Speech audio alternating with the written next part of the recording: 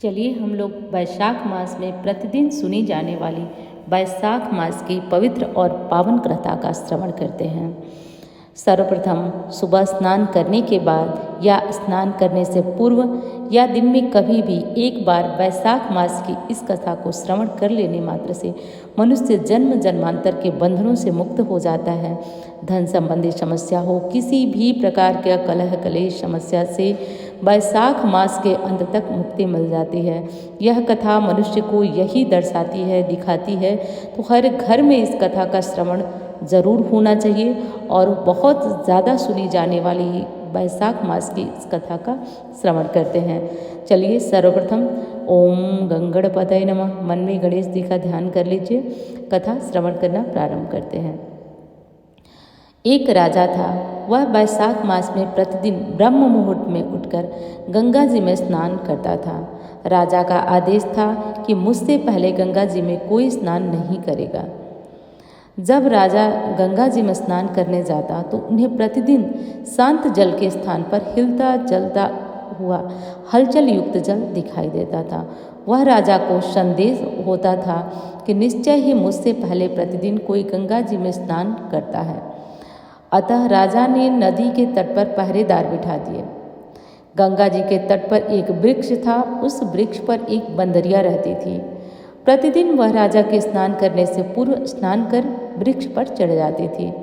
इस प्रकार होते होते पूरा वैशाख मास बीत चुका था, किंतु अंतिम दिन राजा के एक सिपाही ने बंदरिया को स्नान करके वापस पेड़ पर चढ़ते हुए देख लिया था और देखने के बाद उसने बंदरिया को बंदी बनाकर राजा के पास ले गया और कहा, यह बंदरिया आपसे पहले प्रतिदिन स्नान कर लेती है। उधर राजा को यह प्रतिज्ञा थी कि यदि कोई भी मुझसे पूर्व स्नान करेगा तो मैं उससे विवाह कर लूँगा। इसलिए राजा को बंदरी के साथ विवाह करना ही पड़ा। वैशाख स्नान के पुण्य के कारण बंदरी को गर्भ ठहर गया। 9 मास पूर्ण होने पर बंदरी ने राजा से पूछा कि शिशु जन्म के समय मुझे क्या करना चाहिए। तब राजा ने महल में एक घंटी लगवा दी और बंदरी से कहा कि जब तुम्हें दर्द हो तो उसे बजा देना, मैं संपूर्ण प्रबंध कर दूंगा। राजा को अन्य रानियों की भी संतान कोई नहीं थी और बंदरी को गर्भ ठहर गया है, यह समाचार जानकर अन्य सभी रानियां मन ही मन बंदरी से ईर्ष्या करने लगी और भावी संतान का नाश करने हेतु विभिन्न योजनाएं बनाने लगी। घंटी लगी देखकर एक रानी ने बंदरी से इसका कारण पूछा। बंदर ने संपूर्ण वृत्तांत रानी को बता दिया। रानी ने बहकाया और कहा कि एक बार घंटी बजाकर तो देख राजा महल में आते हैं या नहीं। बंदरी ने घंटी बजाई। राजा दौड़े दौड़े महल में आए और घंटी बजाने का कारण पूछा। इस पर बंदरी ने उत्तर दिया, मैंने तो रानियों के कहने पे घंटी बजाई थी। तब रानियों ने राजा से कहा कि यह तो पशु है, न जाने कितनी बार घंटी बजाएगी। इस प्रकार कर कर उन्होंने घंटी हटवा दिया। कुछ दिनों के बाद बंदरी को शिशु जन्म का समय आया। उसने अन्य रानियों से पूछा, मैं क्या करूं? तब रानियों ने कहा कि तुम आंखों पर पट्टी बांधकर सो जाओ। बंदरी के वैशाख मास के स्नान के पुण्य प्रताप के कारण बहुत सुंदर शिशु का जन्म हुआ। शिशु के जन्म होते ही उसके रोने के पूर्व ही रानियों ने उसे एक टोकरी में रखकर दासी को दे दिया और आदेश दिया कि इसे नदी में बहा कर आओ और उस शिशु के स्थान पर पत्थर रख दिया और राजा को कहलवा दिया कि बंदरी ने एक पत्थर को जन्म दिया है। राजा ने इसे सुना तो उन्होंने भी संतोष कर लिया। कहा कि जब दूसरी रानियों के संतान नहीं है तो यह बंदरी है, इसके क्या संतान होगी। उधर दासी ने उस सुंदर शिशु को नदी में न बहाकर कुम्हार के खद्दड़ में रख दिया। दूसरे दिन कुम्हार कुम्हारिन खद्दड़ में आए तो वहाँ एक सुंदर शिशु को रोते दिखा। कुम्हार कुम्हारिन भी निसंतान थे। उन्होंने उस शिशु को अपने लिए भेजी गई भगवान की भेंट माना और बड़े प्रेम से शिशु का पालन पोषण करने लगे। कुछ बड़ा होने पर बालक को ज्ञात हुआ कि वह रानी का बंदरी पुत्र है, जिसको रानियों ने मरवाना चाहा। एक दिन वह पुत्र कुम्हार के बनाए हुए मिट्टी के हाथी घोड़े लेकर पनघट पर जाकर दासियों से कहने लगा कि हे हाथी घोड़े, दासियों के सामने वह बच्चा बोलने लगा कि हे हाथी घोड़े, मिट्टी के हाथी घोड़े, तुम पानी पियो। तब दासियों ने यह बात सुनी तो वह हंसने लगी और बोली, अरे मूर्ख, कभी मिट्टी के हाथी घोड़े भी पानी पीते हैं। इस पर उस बालक ने कहा, कभी बंदरी के भी पत्थर जन्म लेता है क्या? उस बालक की यह बात दासियों ने जाकर महल में रानी को भी बताई। दूसरे दिन विष मिलाकर रानियों ने लड्डू भेजा। ईश्वर की कृपा से वह लड्डू गोद और बादाम के हो गए। उन लड्डू को खाने से उस लड़के की मृत्यु नहीं हुई। यह समाचार दासी ने रानी को महल कहा। रानी ने कहकर कुम्हार को देश निकलवा दिया। कुम्हार वन में जाकर रहने लगा।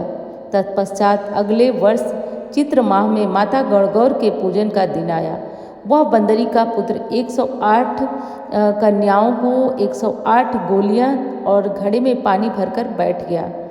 बगीचे के बाहर बैठ गया। उधर राजा की और साहूकार की पुत्रियां गणगौर बनाने के लिए मिट्टी लेने आई थी तथा बगीचे में खेलने और झूलने लगी। इस कारण उन्हें कुछ देर बाद प्यास लगी।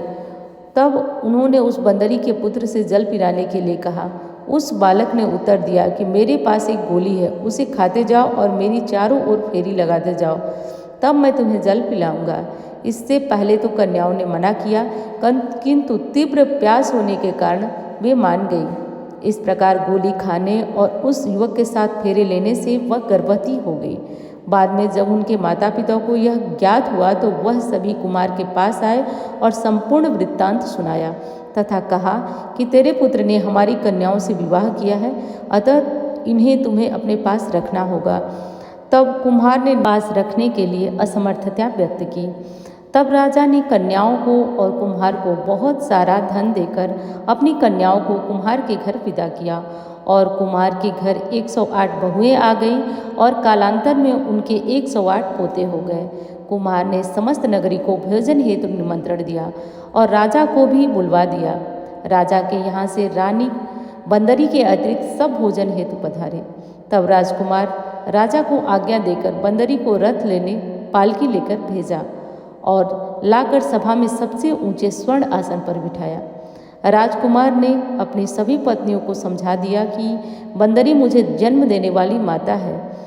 एक एक बहू रानी बंदरी के चरण स्पर्श करती गई और एक एक सोने का सिक्का और पोते को गोद में देती गई। तब राजा और अन्य रानियों को यह सब देखा तो कुम्हार के पुत्र से इसका कारण पूछा। रानियों को तो संदेह पहले ही होने लगा कि यह अवश्य ही बंदरी का पुत्र है। इसलिए रानी और रूठ कर राजा को कहने लगी कि कुम्हार के पुत्र ने हमारा अपमान किया है और बंदरी का सम्मान किया है, अतः हम लौटकर जा रही हैं। इधर राजा को पुत्र के जन्म का संपूर्ण रहस्य ज्ञात हो गया था, इसलिए उन्होंने रानियों को देश निकाल दिया और अपनी सभी पुत्र वधू एवं पोतों को लेकर महल में आ गया और राजकुमार का राज तिलक हुआ। कुम्हारिन को राजकुमार के महल में रहने के लिए निवेदन किया, किंतु वह नहीं माने। तब राजा ने उन्हें ढेर सारा धन दिया। वैशाख मास का महत्व इतना है कि सबको वैशाख स्नान करना चाहिए। बंदरी ने वैशाख स्नान किया तो उसे राजा का राज्य, सभी पुत्र वधुएं आदि प्राप्त हुए। ईश्वर जैसे बंदरी को पुण्य मिला, इस प्रकार हम सभी को पुण्य देना।